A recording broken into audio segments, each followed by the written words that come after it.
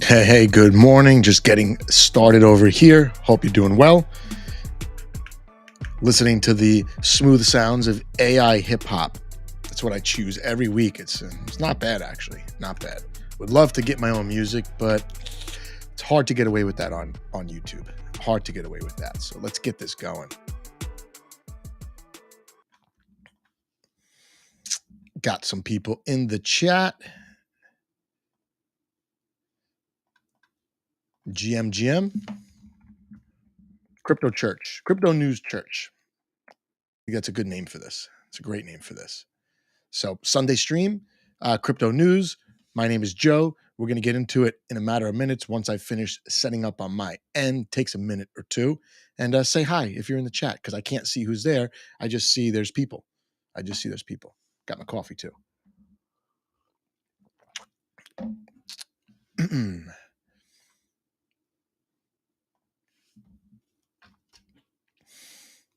All right. So if you're new or you're watching this on the replay, my name is Joe.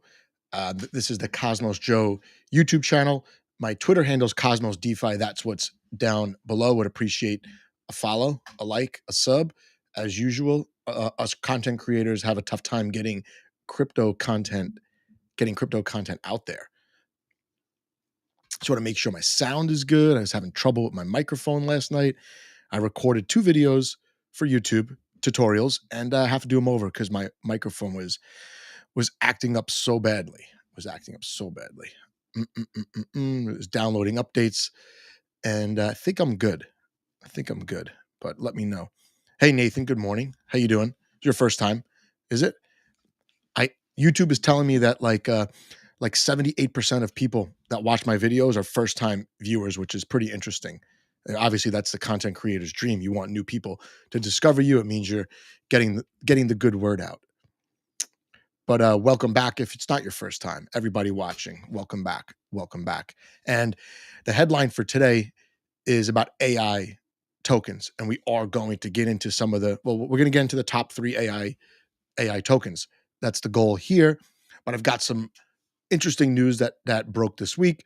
Bitcoin, we've got whales accumulating, and that's recorded on chain. Solana had an airdrop that got a lot of attention, but maybe the wrong kind of attention. We'll get into that. Ethereum, another day, another hack on Ethereum. A Kyber network was hacked, 50 million exploit. We'll get to that. And then Cosmos. I see people are very optimistic in Cosmos. We had controversial governance, couple weeks leading into this, and now people seem to be optimistic. And we'll talk about that. I ran a poll on Twitter about the first IBC transaction. So if you're in the Cosmos ecosystem, you want to check out the results of that poll, and I'll give the answer because it's like a trivia question. What about Maya? I did look at Maya actually this morning. Maya is cacao, right? It's a cross-chain atomic swap protocol. Is that right? I got to look into it more. But let me give a disclaimer really quick before I get going, and we'll get into the news. I plan to go a little quicker through each story so we can get to more of them. But this channel is not financial advice. I'm not a financial advisor. I do this for fun. It's an expensive hobby for me to be part of the crypto world. If we talk about tokens, I don't like doing price predictions. Someone on YouTube should not be telling you what to buy, and you should not be listening. If they are telling you what to buy, everyone has their own risk tolerance, including me. And my risk tolerance, it evolves over time. So how I feel one month might change the next month, depending on either my personal situation or the markets. So keep that in mind. If you're on Twitter, come join the YouTube stream. You could participate in the chat. It's always fun. The chat is a key part of every live stream. And further disclaimer, my sources are not vetted. I just find cool stories that I'm interested in. Sometimes they're lacking substance, but I talk about it. Sometimes the news becomes old news really fast as something changes even during the same week. So keep that in mind. The sources that I pick are not necessarily the best sources. I pick headlines that are interesting to me and that I think other people might be interested in, but always look deeper into it if it's going to affect your buying and selling decisions. So I think I want to start with I do want to start with tokens performance. Actually, I don't know what to call this, but maybe like movers and losers of the next week. This is CoinGecko, the top 100 tokens. I'm sorting by 7-day price action. And look at this. Terra community is waking up. That was obviously a big community and was unfortunate when UST depegged, took out the whole ecosystem. But their community is strong. Some of them have stayed in Terra. Others have left Terra and built other protocols in the Cosmos ecosystem primarily. And yeah, this is the stable coin. And the stable coin's up 234%. Not bad for a stable coin, right? If you had UST, I think this is UST, right? UST Classic. UST Classic. It's very classic.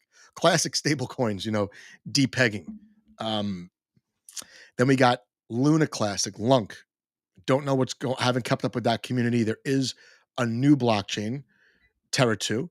But yeah, this is up 121% the last 7 days. And look at this dinosaur, IOTA. IOTA's up 87% this week. IOTA is one of the tokens I bought during 2017, 2018. I'm pretty sure I bought it at $4. It's still down like 95% since I bought it. That was one of my biggest purchases because the Internet of Things. I'm a science teacher, so like Internet of Things was man, like so interesting to me. So I'm like, wow, IOTA, there's nothing like it. Yeah, there's nothing like it. It had no wallet. You couldn't off ramp it from a SEX centralized exchange. But yeah, look at these top three: Terra, UST, old UST, Terra Classic, which is Lunk, worst name for a token, and then IOTA. Three, I don't want to say past their prime dinosaurs, but yeah, top three right here. And then we got Ordi, which is a BRC20 token traded on Binance. And look at Celestia coming in hot at number 5. I do not own Celestia. I have to position myself in there. I like the modular blockchain as a narrative, but we'll be talking about Celestia probably every week, like we did the last couple. And let's look at the losers. Pyth, however you say it, it's down. This was an airdrop that I mentioned in the opening. We got ApeCoin. I believe ApeCoin, when it was launched, had like a $3 billion market cap. I'm pretty sure. If it's the Bored Apes coin that I'm thinking of, Clayton Network. Don't know how to say this. It's amazing that the worst performing are not even down double digits. It was a great week for crypto. Got Blur and Optimism, right? ETH Layer 2. We talked about ETH Layer 2s last week. So this is a weekly stream. So I cover news. News that's interesting to me, like I said before. And I guess let's start with that Pyth airdrop. And the news that I found for this, got to take it with a grain of salt. So here we go. It says, let me change my graphic here. So here's the headline, Daily Hodl. It says, newly launched Solana-based altcoin could explode more than 880%. And I know I'm supposed to be reading news, doing less commentary, but these kinds of articles send up red flags, right? Like, where are they getting this number from? And you could read through it. I link all the articles in the description after the show. So if you're watching this, you could quickly go down. Instead of timestamps, I put the links to the articles. But long story short, this is getting a lot of attention because it's being compared to Chainlink, right? It's a Oracle type token. And just curious in the chat, because I see some Cosmos people in the chat. This is an interesting airdrop because some people using Cosmos protocols got the airdrop, but the airdrop was on Solana. How much airdrop did you get? I got nothing. So, and what did you do with it? Did you sell it? Did you hold it? Can you stake it? It's Solana, and I'm not that familiar with Solana altcoins. But the qualifying activity to get this airdrop was to use leverage protocols, the leverage Lavana, and then Mars, which is a lending protocol. What did you do with the airdrop? I'm curious. Came out around the same time as Celestia. Celestia got most of the attention. Rebel DeFi says he sold it all.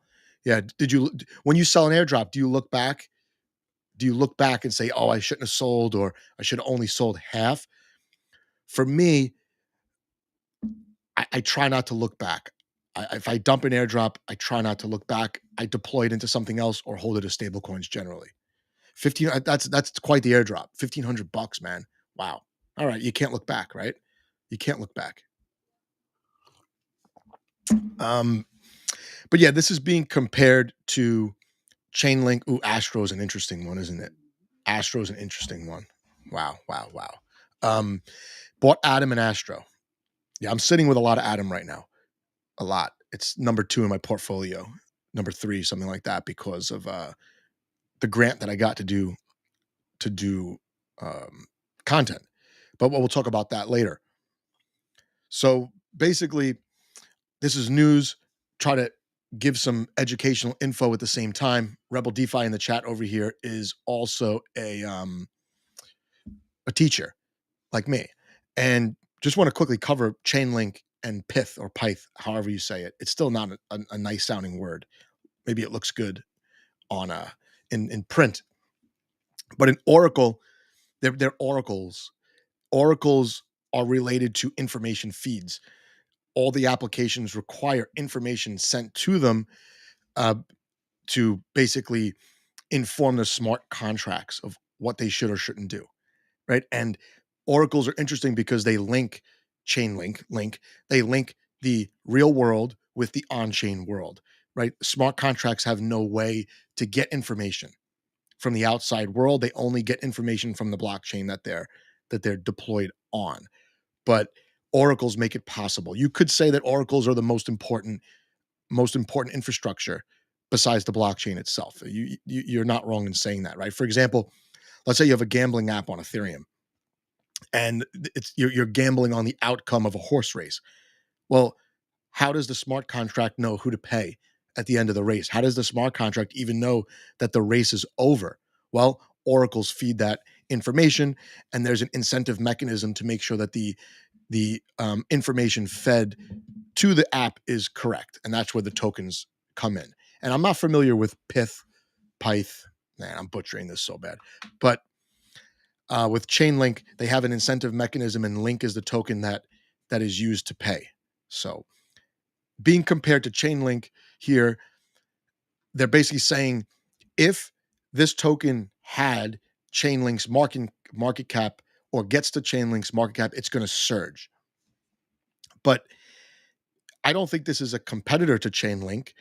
It could be. I don't know what you think in the chat if you know about this oracle, this token, but I think it's an oversimplification to just say, oh, if this token had this token's market cap, you would be up, 2,940%, because tokens are generally correlated, and that's one of the stories in this live stream, and they either move together, sometimes they grow together, up or down, generally, especially if they're part of the same subsector or narrative in the crypto world, right? So if oracles become hot, Pyth is not going to surge 880% most likely, while Chainlink stays exactly the same price. And Aru is saying you could call everything a competitor if it's in the same category. Yeah, I mean you could, but also you hope that these enhance each other and help grow crypto, right? Because they're adding functionality, adding value, new use case. You hope, right? You don't want Solana and Ethereum to compete necessarily. You want them to attract different users and grow the whole pie. That's my idealist thinking. I'm very idealist. I know you guys definitely feel that way. Oh, you're saying can't? Yeah, it can't. Yeah. Sorry, I put that up. comment up prematurely. That's okay. It's not like this is live. Millions of people are going to see your typo. Don't worry. But yeah, my question is it really a direct competitor? Mm, Unless it's stealing developers from that protocol, I don't think so. But it's up to you to decide, obviously. I don't have Link in my portfolio, and I don't have this one either. So, like I said, it should bring different features. Otherwise, it's a copycat, right? This is a good one. Welcome, Scott here. If token A had the market cap of token B, is the new TA? Yeah, I mean, the attention spans of us YouTubers and content creators is getting slim. It's the laziest analysis. It's bad analysis, probably. Um, I always say if my aunt had balls, she'd be my uncle. If, right?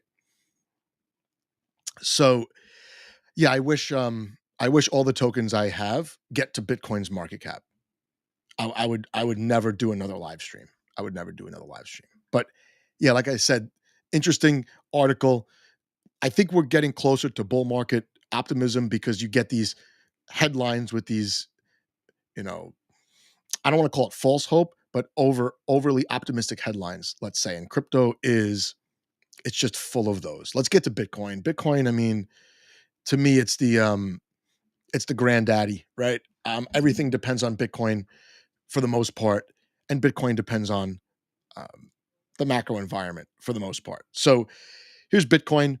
We got Michael Saylor here. He's a known Bitcoin whale. He's basically tied his identity and his company's identity to Bitcoin.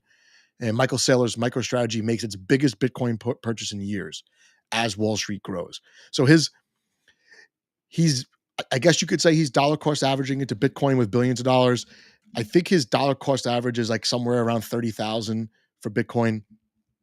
And he's a whale. Are whales good? Are they bad? I was reading another article that another whale, and they don't know who it is. It could be a company, it could be an individual, whoever, accumulated in 3 weeks $454 million worth of Bitcoin. So are whales good for crypto? Hmm. Hmm. That's up to you to decide. Do they hurt centralization? I tend to think yes. I think token distribution is key for decentralization. And here we go. This is what I want to get to. This is what I want to get to. Darkside, who has a 3-night a week live stream, an expert live streamer, I would say, says he's stuck. He owns too much. He can't liquidate. When you're a whale, you hurt yourself if you sell large quantities. So he's basically taking Bitcoin out of the supply, right? He's taking it out of supply. It will take him years to unwind his position. So it's tough. I don't know what he's doing, right? But at the same time, I don't think Bitcoin's money. I think it will be used as a store of value where you will borrow against it. And then lots of transactions will just be people getting liquidated as they over leverage or, market flash crashes, something like that. That's my opinion. But MicroStrategy has like 6 billion in Bitcoin in their treasury, something like that. And his stock price is tied to Bitcoin performance. His stock price is up like 200% this year because Bitcoin's doing so well since 1 year ago. 1 year ago was the cycle lows for Bitcoin around 15,900. Now it's almost at 40,000, 2.5x. And Michael Saylor has basically tied his identity and his company's identity to Bitcoin. So, and yes, they're going to do a fundraise and all that. But MicroStrategy could become a stock market powerhouse because of crypto that they're accumulating. So that's that. And again, disclaimer, a bunch of people just joined. I appreciate you guys in the chat. Feel free to participate in the chat. The chat is what makes live streams interesting. Otherwise, I'm just talking to myself and not editing. So that's what I like about live streaming. I was encouraged to live stream by another YouTuber whose IBC gang does a daily live stream. He said, you got to just do it. Just turn the lights, camera, action. So that's what got me into this in the first place. So disclaimer, my sources are not vetted. I just grab headlines that I like. I talk about them on this Sunday news stream. Tokens, I don't like predicting token prices. The tokens that I talk about, some of them I own, some of them I don't own, some of them I'm bullish on, Some of them I think are complete BS. So be wary of YouTubers giving price predictions. But yeah, if you're on Twitter, come to YouTube. Come to YouTube. It's fun over here. We got some cool peeps in the chat, and we're gonna talk about. So I did a poll. Someone mentioned Cosmos in the in the um in the chat. So here's a poll. And I'm asking the Cosmos community primarily. This is Cosmos Joe YouTube. Pop quiz. The first ever IBC transaction was between the Cosmos hub and which other layer one? IBC is the protocol that allows the Cosmos chains to be interoperable. What was the first transaction? Everybody chose Osmosis. Okay. Regen. I put Regen and Persistence on here on purpose because they are kind of OG Cosmos chains. And then Terra Classic, because I do have quite a bit of followers on Twitter that are, hardcore Terra people. They're very active on Twitter. Big community, super enthusiastic community as well. Great builders. And a lot of people chose Osmosis. Well, I hate to break it to you. Osmosis launched after IBC was implemented, so it's not Osmosis. And if you scroll through, seems like very few Cosmos founders have senses of humor, right? Sisla, I don't think it was any of these. It was between Akash and the hub or Iris and the hub. So here's a confession. I think it is Akash because I talked to the founder of Akash and he told me this was the first IBC transfer, Akash Cosmos Hub. But as I scroll through, a lot of people are saying it was Iris. So now I don't know. But here's James from Lavender 5, one of the validators that I stake with in Cosmos. He goes, I'm 51% sure it's not on this list. That's like a double pun right there, right? It's pretty slick comment. He wins. But I'm pretty sure it's Akash because the founder of Akash told me that. But people are saying Iris, and some people saying they have the transaction. And if you don't remember, great. You're just like me because I wasn't here when that happened. I came to Cosmos about 2.5 years ago. IBC was already live. What date was the Akash transaction? I don't know. Maybe I should do my research before I put these polls up. But look, it was an engagement farming post. I purposely didn't put the answer there just to see if Cosmos people had senses of humor, and they epically failed. Except for James. James, you're the champion of replies on this. I love it. And here's Got to DAO, wasn't it Iris? Timmy, who probably would know, saying it's Iris.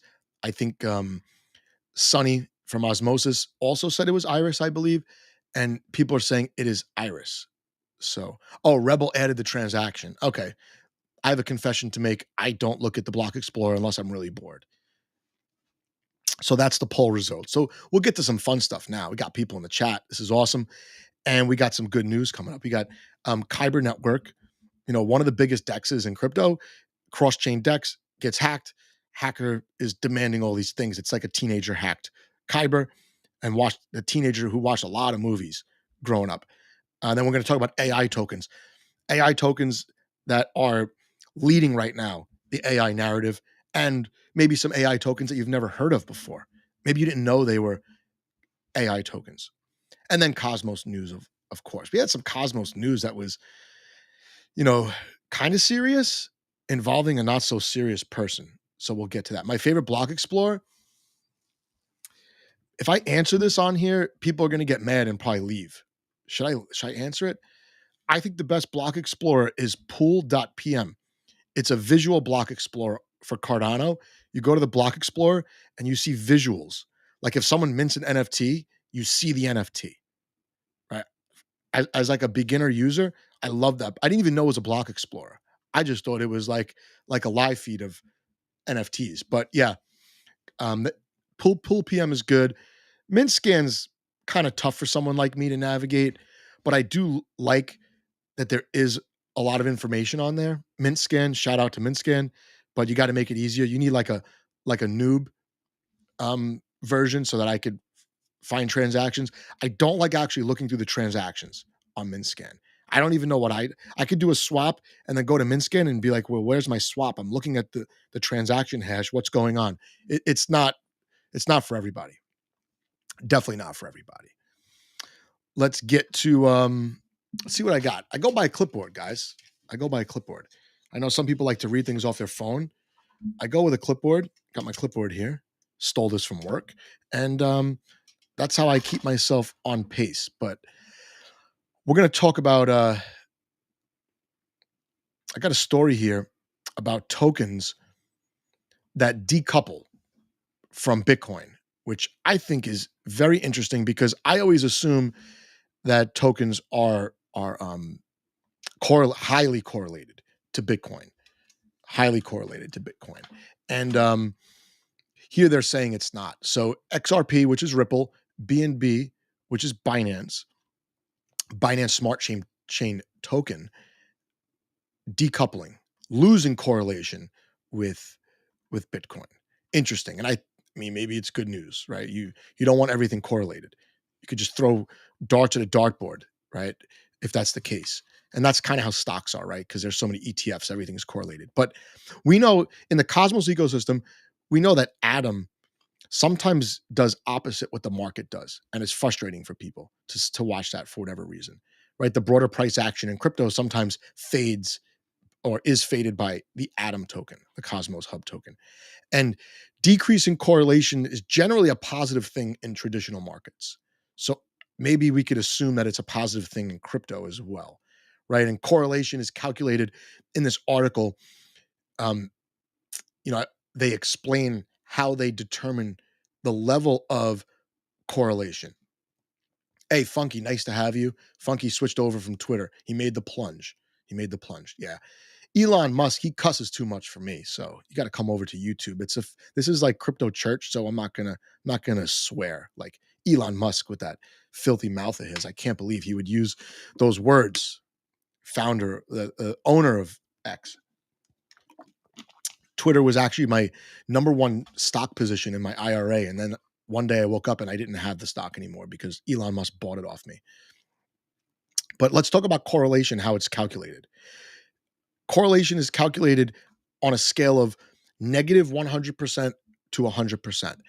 And closer to 100% means there's a very high correlation. So if a token moves 5%, another token will move 5% if they have 100% correlation, right? But over time, the value can change as they become decoupled, right?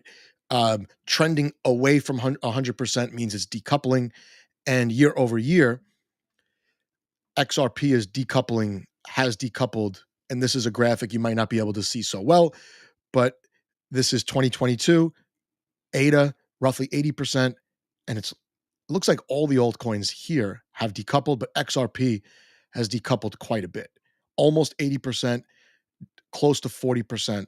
So it's a drastic decoupling from Bitcoin. And, BNB, AVAX, also decoupling to a lesser extent, but still significant. Matic, ETH, still pretty correlated with Bitcoin. So there you go.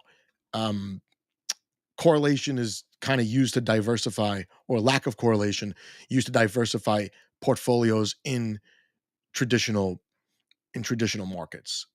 And it brings me to the feel-good story of the show. Feel-good story of the show may not feel so good if you were involved in this directly. So there's a cool site that I found. It's called Hackin'. And they outline different exploits that happen in crypto, allowing a regular schmo like me to understand the technicalities of it. They summarize it. They include the wallet, the key transactions, what was impacted. And the Kyber network is a DEX.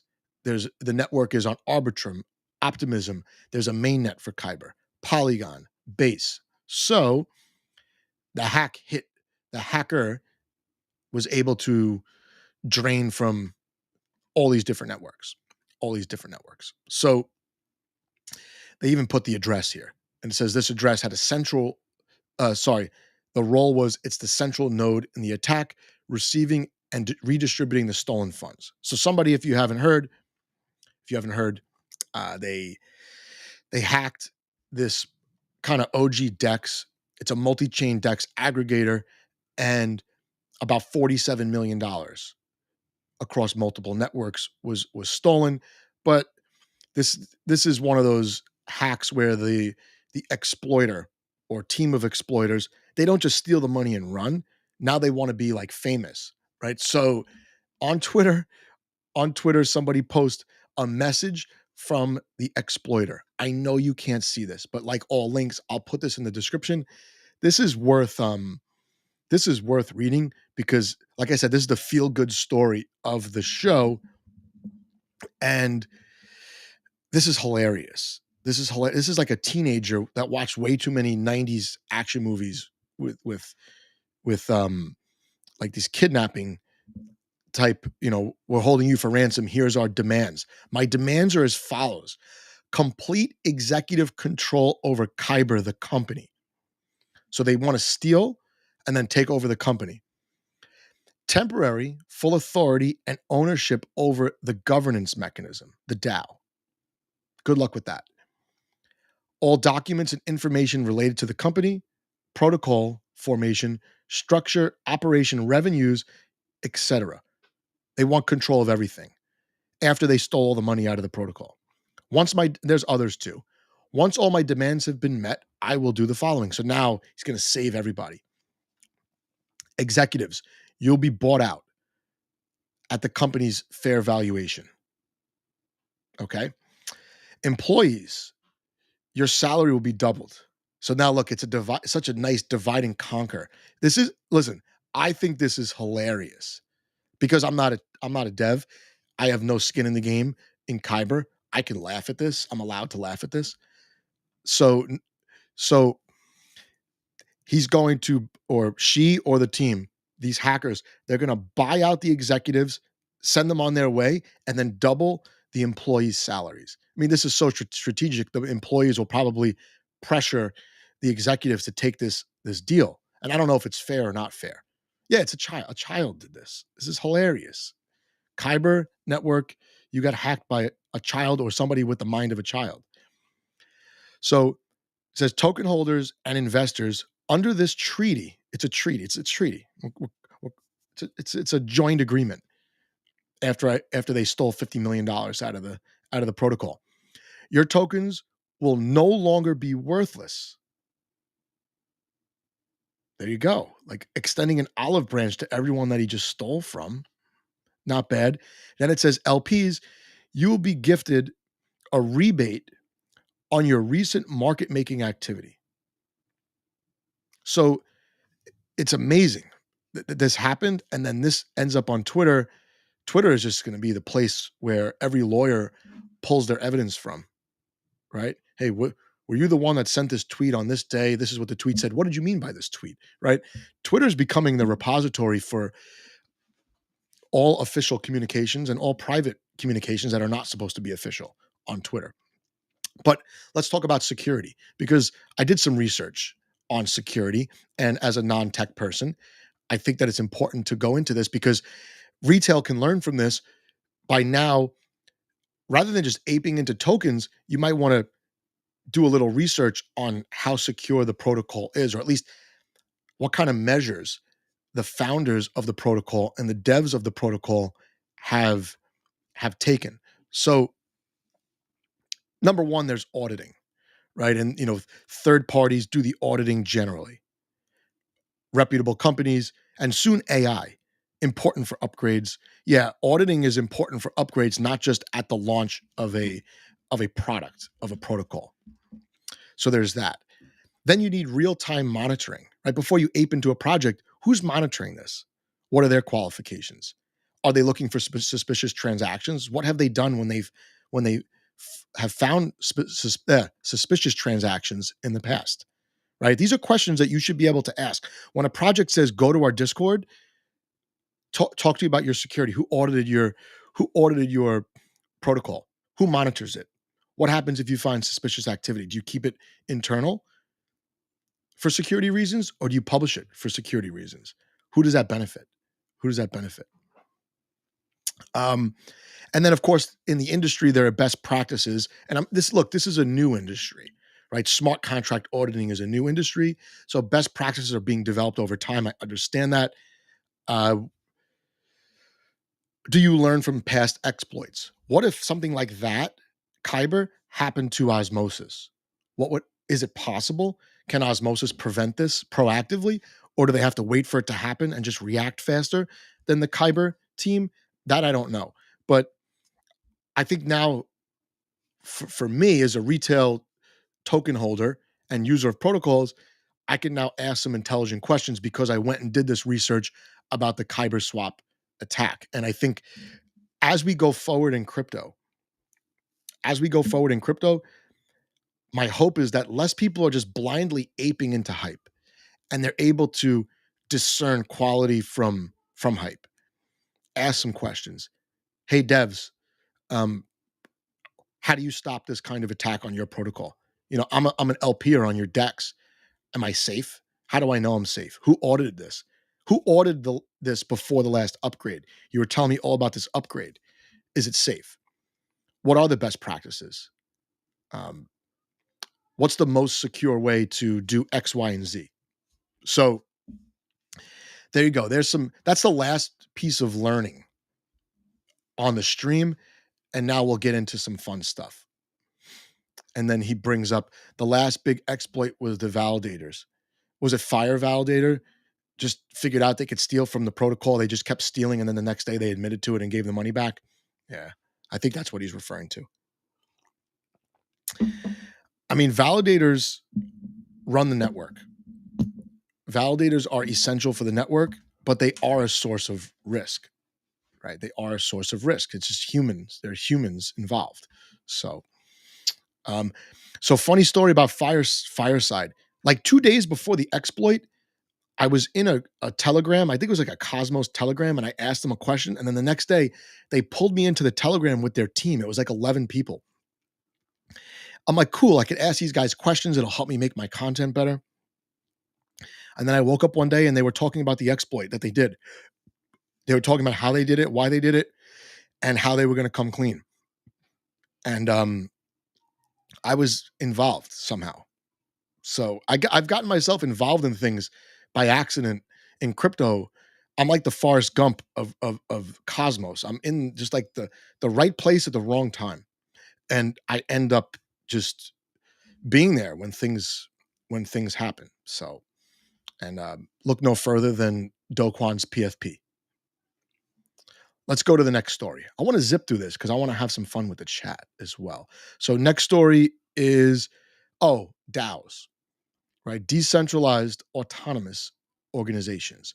And this is something called Gold DAO. I this got my attention because I'm interested in real world assets moving on chain. Friends in the traditional finance industry have told me for years, everything's going on chain. The legacy systems are going to be replaced by private blockchains, most likely. Here's gold. Gold's hitting all-time highs, right? And the goal here is to have a secure way to trade gold, right? Gold's a store of value, maintains its purchasing power over time. It's nearing all-time highs, and it is really inconvenient to use as money. But as a store of value, it's great. And there's the I don't know what you want to call it, the parable or the lesson is you could, no matter what decade you're in, an ounce of gold will buy you a quality men's suit, right? So like in the 1920s, like 100 years ago, gold was about $25 an ounce, like $20, $30 an ounce. You could go to a tailor, get fitted for a custom suit, right? Quality custom suit, and you can give them either $30 or an ounce of gold. Get you a nice custom suit, right? You're looking good. Now in 2023, a nice custom suit doesn't cost $25 anymore, but it costs about what an ounce of gold is, $2,000, something like that. And that sounds right. You get your shoes, get your fancy fancy tie, maybe some suspenders. I don't know, but it's about an ounce of gold, and that's just a way to remember that gold maintains its purchasing power, right? So this is gold DAO, and what I DAOs are limited right now. We're going to talk about how AI can enhance DAO management, but DAOs are basically a multi-signature wallet controlled by several individuals, and a majority must approve transactions for them to go through rather than one person. And welcome everyone who just joined the chat. Please, chime in the chat. Let's have some conversation here. And the aim here is not only to have commodities trade online, but this is going to be an actual on-chain commodity backed by physical gold. And their second goal, once they're able to do this, is to create a stable coin, a USD stable coin via Internet Computer Protocol, ICP, and gold will be part of the backing there. So I think this is where blockchain is going. I think you'll have assets traded on chain. I log into Fidelity and I trade stocks, and it's basically like using a centralized exchange. All the stocks are just on the screen and it settles over time. You don't actually get the stock. They do the transaction in your account, but you don't actually own the stock until there's settlement, right? I think we'll be able to trade stocks and fractionized commodities and all that on chain 24/7, just like crypto. Aru's asking, is this an ICP project? I read the article. I'm not sure if it's their project, but I think they're using that tech to manage the multi-sig wallet associated with the DAO. So it's going to be a protocol managing the wallet versus, 5 individuals, 7 individuals, something like that. But I'll link this down below. I'll link everything down below for these articles. You could go for some further deep diving if you want. Speaking of DAOs, we have to talk about this, and I know this is going to get me in trouble. So let's bring in the chat. We got a lot of Cosmos people. I want to know in the chat, if you're in Cosmos or not, which validator do you trust the most? Which validator do you trust the most? We had a validator, a big validator in the Cosmos, Notional. It goes by Notional DAO. They are not a DAO.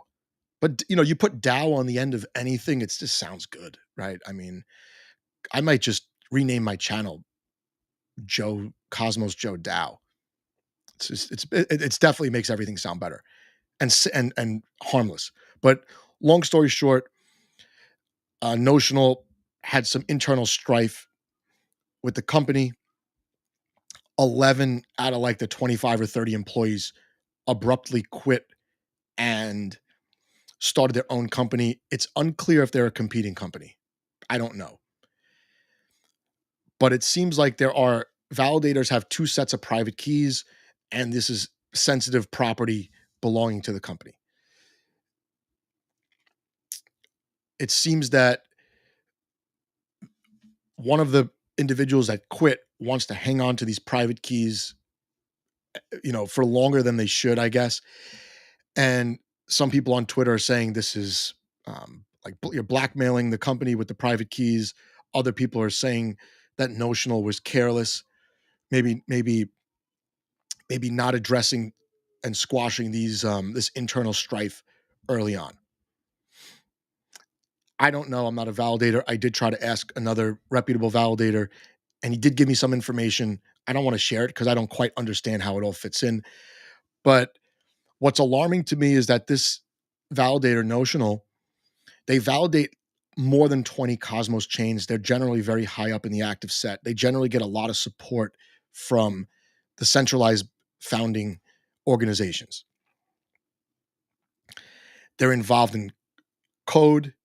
They're involved in security monitoring of the Cosmos hub. It's unclear if they could perform this duty missing 11 devs. And this is serious. I'm not knocking Notional. At one point, I did delegate to Notional. What I don't like is that their official Twitter is not forthcoming with information. And they're usually very noisy on social media. Not only the individuals that work there, the Notional account. When everything is hunky dory, Notional can't wait to tell everyone how great they are. Now that this happens, they beat around the bush. It's a big, long winded explanation when the tweet should just say, undelegate right now because I had to take down all my validators to prevent a security threat. Oh, here we go. I'm not going to repeat this, but I'll put it up on the screen. Yeah. So there's that. I'm not going to speak to that. I'm not going to kick them while they're down, but this affects a lot of people, especially since the ICF chose to give them the most delegations over the past year to prop them up high into the active set. They got a very large community pool contract, let's call it, to do some type of security monitoring or code maintenance on the Cosmos hub. 11 devs quit. Can they perform this duty? There's going to be a movement most likely to claw back the funds. But this is news. This is news. You got to watch your validators. I like spreading out to multiple validators just in case, right? No, I don't think anyone's been slashed yet, but just in case. Clayton's naming some validators. And yeah, I delegate to Lavender nodes on most chains where they operate, where I have tokens. All nodes, well, all nodes is a weird situation because weren't they holding the keys for several other validators, essentially making themselves like the central figure in a Sybil attack? Notional was going after all nodes for a situation that's affecting Notional right now, which is the private keys were just not safe.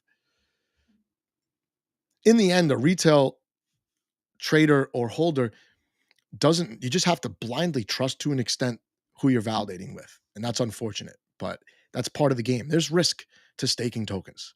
There's risk to staking tokens. Let's move along. Let's get to AI. We're peaking now. 49 minutes in. We're peaking. We're going to talk about AI. AI is, in my opinion, this is not fact. I think this is going to be analogous to metaverse. Last bull cycle, if you had metaverse or meta anything, your token did awesome in the bull run for the most part. You did not need a product. You needed metaverse gaming, Decentraland metaverse, Sandbox. What was the other one? The ERC20. Metaverse. I was in the Cardano community. Metaverse NFT projects took millions of dollars out of the ecosystem to build metaverse. Like I mean, metaverse needed to be in your brand if you were an NFT project and you were doing like $1 million mint. So artificial intelligence, for better or for worse, might be that next buzzword. Must be that, it could be that next buzzword. I think it will be. And I want that. If you look at a portfolio of cryptocurrency like a traditional portfolio, you don't put all of your portfolio into one sector of the economy. Like I'm going to just have 100% in cigarettes. I'm going to have 100% in entertainment stocks, 100% in cruise ships, right? You don't do that. Artificial intelligence is going to be in my portfolio, or some of it, even if it's tangentially, related to AI, it will be. It will be. So I'm going to remove the chat for a sec so I could bring up my my next story here. How do I get rid of the chat? I lost the button to get rid of the chat. Maybe I'll just keep it. Don't know. How do I get rid of chat, guys? This is 45 minutes is my limit for my attention span. This is so funny. How do I get rid of the chat? Oh, there we go. All right. You guys, look, 5 people left as I just had a giant brain fart. Lost it's not even that many buttons and I lost the button. So let's look at AI. Let's look at AI. And then we'll end with top AI tokens. And where is my here we go. And this article that I found is so cool because you're going to see AI a lot in the bull market, but it might not be legitimate, right? There might not be a project that is actually using AI technology. They just might want AI, you know, on the website or on the name of the protocol to pull in some dumb money, which is all it takes in a bull market. You got a 5 million market cap, boom, 100 million. You pull in that dumb money. It's not only dumb money coming in, you convince your holders not to sell and you set up a perfect storm for a token to go parabolic. I'm not going to tell you what to invest in. I don't consider buying crypto assets an investment, by the way, aside from Bitcoin. But just to be aware of what's out there. And this is a great article, Cointelegraph. It says real AI use cases in crypto. And this looks like it's a series. So they're rolling this out little by little. And number 2, AIs can run DAOs. So the founder of MakerDAO says, in the future, there will be more DAOs than human beings. It's pretty wild. It's a pretty wild statement. There's 7 billion people, soon to be 8 billion people. He's saying there will be more DAOs than human beings. Whoa. It's crazy, right? It's crazy. And a genuine use case for AI, they're saying, is they could run DAOs, right? And then Rune Christensen, he's the man behind MakerDAO. He says he plans for AI to eventually manage the MakerDAO. It's pretty wild. And again, this will be linked down below. If you're on Twitter, come over to YouTube. We're going to have some fun with AI. And then another individual whose name I'm about to completely butcher, Ilya Poliskin. His quote is here, and he's part of, what is he part of? Phantom? Near Protocol. Sorry. Jesus. Ilya Polishkin. I'm not good with Russian names, guys. And this is what he says. This is a great quote. He says, AIs really shine when it comes to monitoring what's going on and then summarizing and communicating that information effectively. In a way, that is a manager's job. It is. I mean, I was a manager of a bunch of retail stores. You got to monitor everything, and then you got to sort out what's important, what's not, and then get the important information to your managers, right? I was above the managers, whatever you want to call it, middle management, and they need to act on that information, but it's your job to summarize and give them the tools, right? And he says managers know exactly what's happening. They communicate to everyone exactly the part that they need to know, as well as broader context around it. AI can do this. AI can do this. I believe that. And it goes deeper into the actual use case of AI. But the point is, before I get to the tokens, I just want to forewarn everyone that this is not financial advice. I'm not saying to buy things just because it has AI in it, but people will buy things just because it has AI in the name, just like people bought things because it had metaverse in the name. And here, it looks like Cointelegraph is going to lay out legitimate use cases for AI. And this is not saying that those tokens will be valuable because they're using AI, but they're using AI. So let's get to the tokens. I know you guys want to talk about tokens, crypto tokens. We talk about Bitcoin, Ethereum every week, Cosmos every week, and Atom and its related tokens. We talk about Cardano and Solana quite a bit. We're going to talk about tokens that maybe you never heard of, although someone did mention one in the chat. So let me know in the chat what AI tokens you have. And we're going to talk about the top 3 AI tokens according to CoinGecko here. And when I say top 3, all I did was go into categories. One of the categories is artificial intelligence. And I sorted by market cap. You could sort by volume and you get a different top 3. You could sort by price action. you'll get a different top three, right? Get different top three every time. I decided to go by market cap, and now I lost it. Let's go by market cap here. So some of these you probably never heard of. BitSensor, the Tau token, I did hear of recently. Someone in the chat said they got in at $25. Man, you're smarter than me. Price is $335 now. Then we got Render. Render's making moves lately quite a bit. Fetch AI making moves. And look, you got Akash at number 4, right? Akash is, you got basically 2 Cosmos related tokens here. 2 Cosmos related tokens. BitSensor, Render, Fetch AI, and then Akash, top 4. We're going to talk about the top 3. One of the challenges here is researching stuff that's new. There's not a lot of information on websites. There's limited info. This is my disclaimer. There's limited info. I have not vetted these projects. I'm just bringing you the information. My personal strategy is maybe not for you. Some people might be 100% in AI. Some people 0% in AI. Straight gambling, right?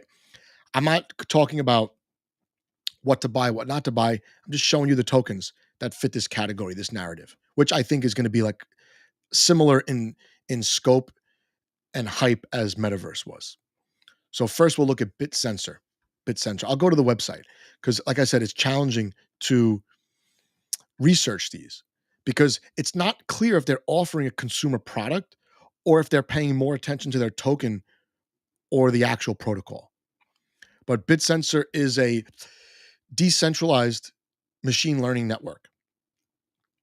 The machine learning models, they train collaboratively, it says, and then they give rewards in this Tau token.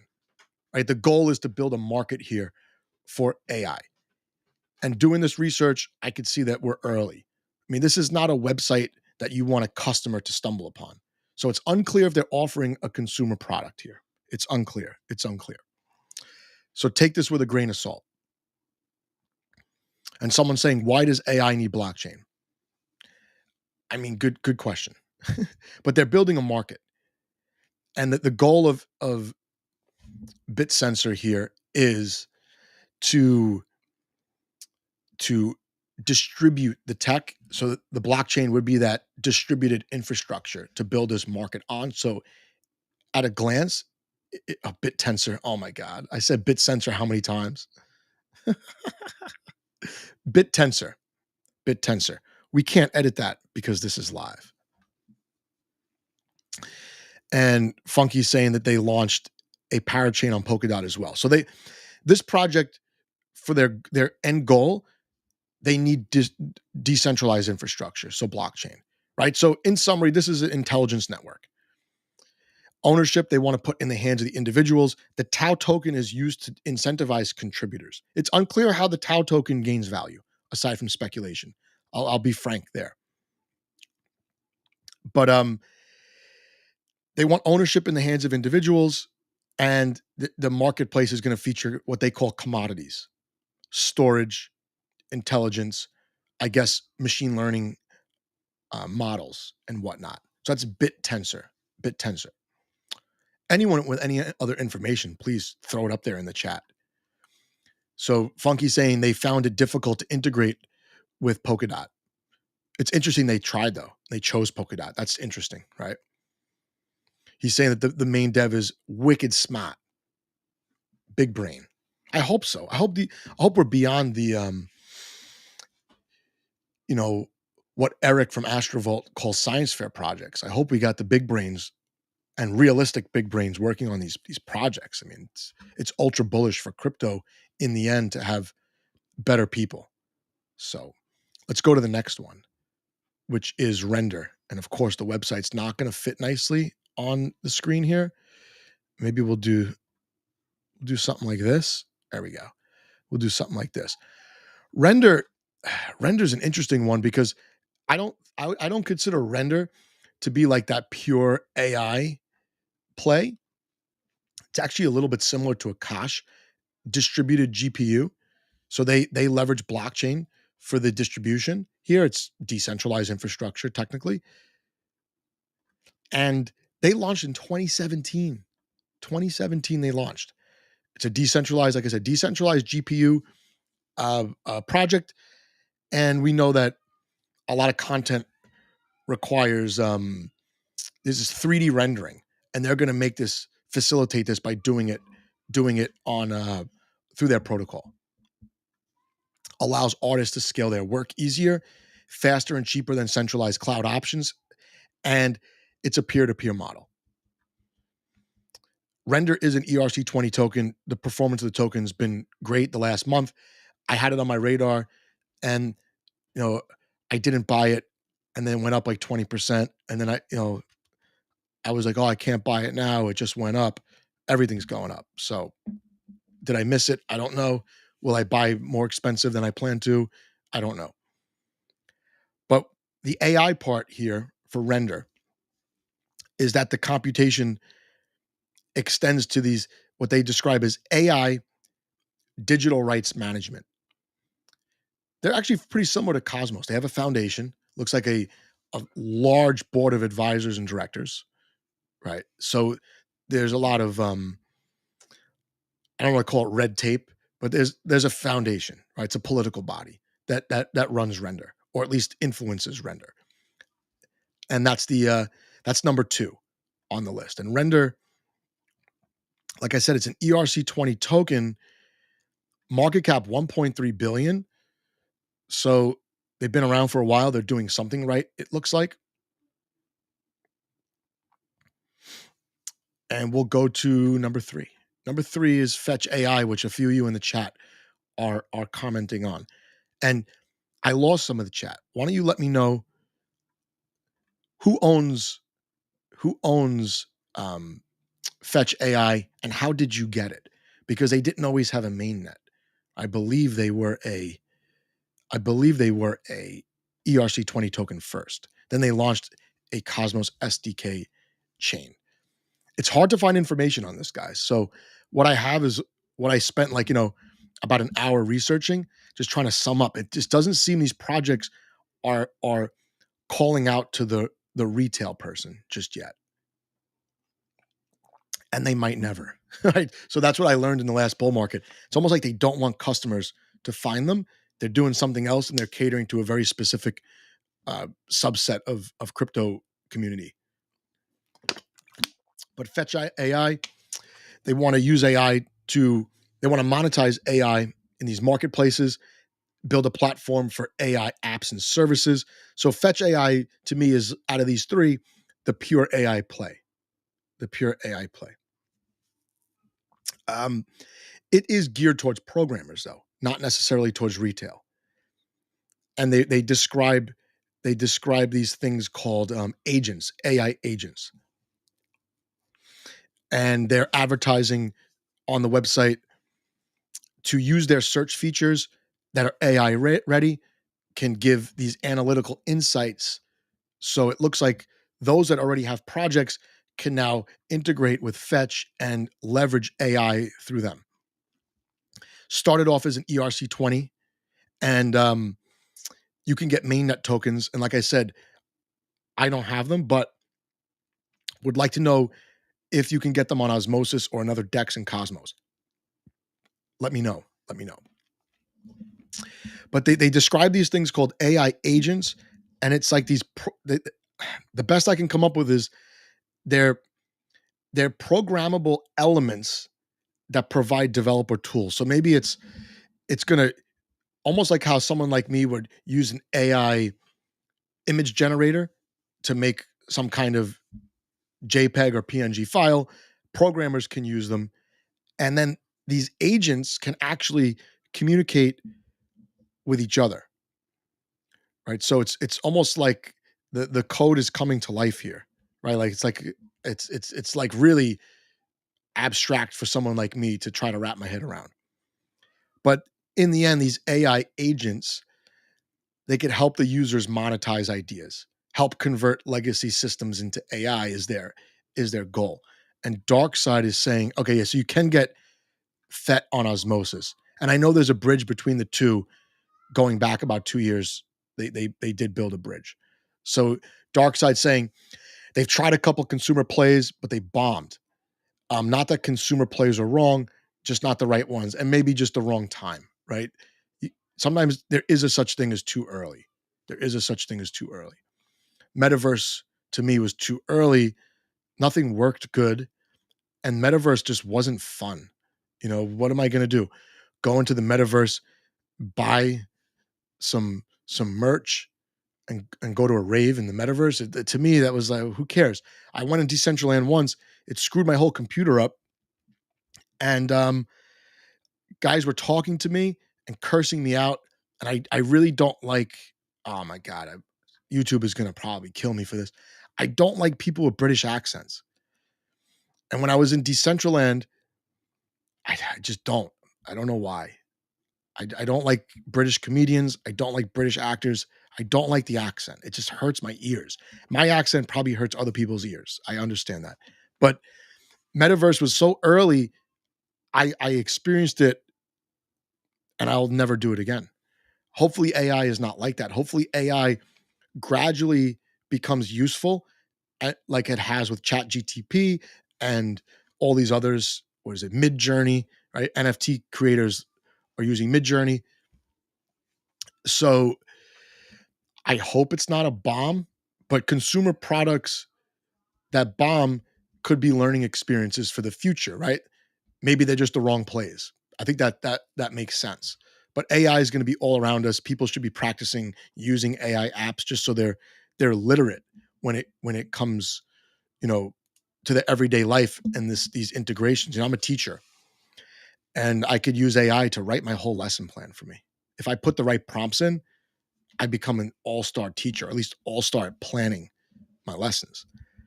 Rock star. I haven't done it yet. I don't make lesson plans, but yeah, AI is going to be all around us. And it's such a cliche, you know, slogan that I'm throwing out there, but people are going to have to use it the same way they had to use the internet when they didn't want to in the 90s. I always talk about my dad. He just does not like computers. He had to use them for one of his jobs. He had to use email. And man, oh man, it was like painful to get this guy to like return emails to his boss and stuff. So yeah, that's my show. I got peak chat participation here. Why don't we get involved with the chat, have some fun? Markets are just popping off, ready to pop off. I'm trying to move some stable coins around to get them into the right plays. I'm becoming more and more risk tolerant personally. So I'm curious if people in the chat are feeling good, feeling cautious, if they still have some stable coins to deploy, if they're maybe maneuvering in and out of different tokens or NFTs into fungible tokens or vice versa. Here you go. Yeah, I so like I said, I'm a teacher and I teach a coding class in conjunction with Microsoft, and we got to go to the Microsoft headquarters in New York City on a field trip, and they have basically a whole hospital room set up where you can go, and they call out all the different places where Microsoft software and AI is being used, and they do show like a dialysis machine that has AI integrations. So it probably along the lines of what you're describing with the insulin pumps, right? So Microsoft is at the forefront of this. Crypto pretty not far behind, right? Using blockchain and AI together might be a natural marriage, right? Maybe AI needs to be less centralized so there's less biases in these software apps. I don't know. I haven't used it extensively. This is funny. AI has no sense of humor. I was going to make a joke before, but I didn't want to offend people that love DAOs. I was going to say, should AI, artificial intelligence, be used to manage DAOs? And I was going to say, the adding any kind of intelligence into DAO management might kill the whole thing because DAOs are not very smart. They're very, very slow, inefficient corporations that don't make money. Right? That's kind of what they are. They're kind of what they are. But DAOs are interesting because there's a lot of promise in DAOs because as an American, I have my right to assemble, right? I have my right to assemble. DAOs are that right. You get to assemble. congregate people together. So you could do it digitally. You could do it without geographic barriers. And if DAOs are mobilized with AI, maybe we get over the hump of that lack of intelligence that's being used. Like one person laughed at my joke. You know what though? I used to tell my teachers in school, because they would say, "Why do you think that's funny?" When I was screwing around in class. I didn't screw around in class. I was not a class clown. But in certain classes, I was a class clown, like music and Spanish. I was a class clown. And my teacher would say, "Do you think that's funny?" And I would always say, "It doesn't matter what I think. It's funny if one person laughs. A joke is funny if one person laughs." That's a great joke. It's it's not a joke, but like I wish I had better delivery. I didn't think it through all the way because I always assume people in crypto don't have good senses of humor, and they don't. And I think it's the generation that's involved. I don't think it's a crypto problem. I think the generation that's primarily driving the space forward, I don't think they have senses of humor at all because everything's offensive to that generation, right? Or they just don't expect humor to be present in certain areas of everyday life. What's with all these DAOs and AI? If we introduced AI to DAOs, it would topple the whole thing over. Yeah, there's no good way to deliver that. But if you could do it, man, I would love it. And then make a clip and put it on Twitter. So that's my show for today. I do have some content to shill. By the way, if you're watching this, if you subscribe to my channel, it helps me out tremendously. You have no idea how hard it is to get crypto content out without the subs, the likes, the shares, and all that. I really appreciate it. If you're on Twitter now, you're watching this, I don't know how you did it. Stared at Twitter on your phone for an hour and change. Don't know how you did it, but I appreciate it. I got some videos coming out, and I don't release a tremendous amount of videos to my channel, 2-3 a week. Set notifications. You will stay in touch that way. And I have some sponsored content coming out, so it's gonna be very targeted with less commentary, just pure information. You definitely don't want to miss that. And then of course I'll have my, you know, my moments where I go off the rails. I go off the rails. So, and there you go. I gotta shill Dark Side of the Podcast. It's the most professional live stream that crypto has. I love it, man. I call it the ESPN of crypto streams. Dark Side of the Podcast. And for some reason, it's very hard to search for his podcast on YouTube. So maybe you need to, optimize search terms or something for your stream because I have a hard time finding it, man. It's really tough, really tough. Yeah, Abella, I mean, you guys do such a great job. You guys could be the go-to in the bull market. I'm not blowing smoke either. I love it. You guys are one of the ones that I watch. I try to learn from, and I know I didn't watch last night, but IBC gang, you, Don Kryptonium, doing live streams is not easy. It's not. I'm exhausted right now, and it's 10:15 in the morning. So, drop a link. I'll share it out on Twitter. And any of the live streams that I like, maybe I'll just do a thread and then pin it because you guys do a great job. It's like the Cadillac of live streams, and mine is like the Volkswagen Jetta of live streams. So appreciate everyone that's here. Catch you next Sunday. Any news that's interesting, we'll talk about it next week. Maybe I'll have some more jokes at the beginning so more people listen. But yeah, this is it. I like doing these. They're difficult, they're challenging, but the idea is that content needs to get more informative and actually help people and not send people down these pathways to getting wrecked. And I hope that's where crypto ends up going. Peace out.